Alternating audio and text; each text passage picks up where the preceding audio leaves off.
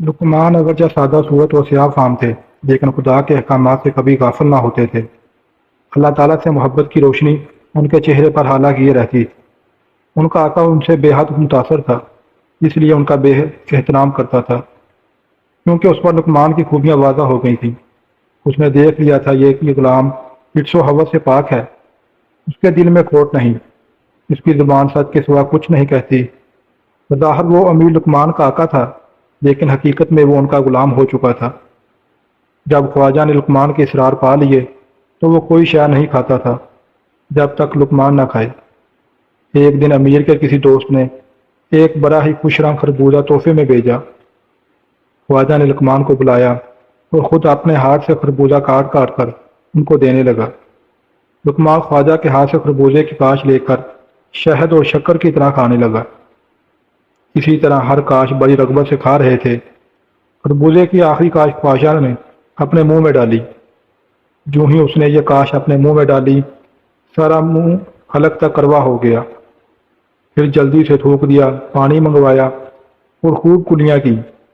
گلے سے دیر تک اس کی کرواہٹ نہ گئی اور منہ کا مزہ خراب ہو گیا۔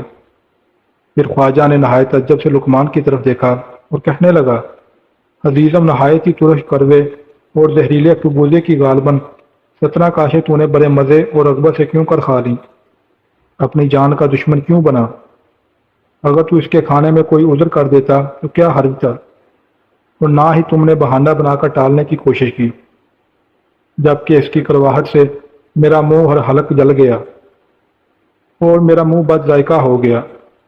لقمان کے چہرے کے تاثرات تبدیل ہو گئے۔ حکیمانہ انداز میں یوں عرض کرنے لگے، آقا، اتنے پیارے ہاتھوں سے محبت کے ساتھ آپ مجھے کھانے کو دے رہے تھے کہ مجھے تلخی کا احساس تک نہ ہوا۔ یہ سوچ کر تلخ کاشیں کھائیں کہ ساری عمر اس ہاتھ سے نواع اقسام کی لذیذ نعمتیں کھاتا رہا ہوں، تو حد حیف ہے مجھ پر کہ صرف ایک کروا خربوزہ کھا کر ادھم مچانے لگوں اور ناشکری کا اظہار کروں۔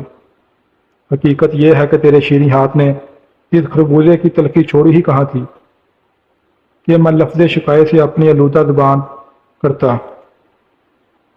محبت سے کڑوی چیز میٹھی ہو جاتی ہے، محبت سے تانبا سونے میں ڈل جاتا ہے، محبت سے خار گل بن جاتے ہیں، محبت سے سرکہ شراب بن جاتا ہے۔ چنانچہ شکر گزاری کے لیے یہ بھی ضروری ہے کہ جس مقام سے انسان پر احسانات کی بارش ہو، اگر تکلیف آ جائے تو صبر و تحمل کا مظاہرہ کرنا چاہیے۔ درس حیات: انسان کو ہر حال میں مالک حقیقی کی عطا کردہ نعمتوں کا شکر ادا کرنا چاہیے۔ معمولی تکلیفوں پر شور و غوغا اور لعن طعن کرنا نہیں کرنا چاہیے۔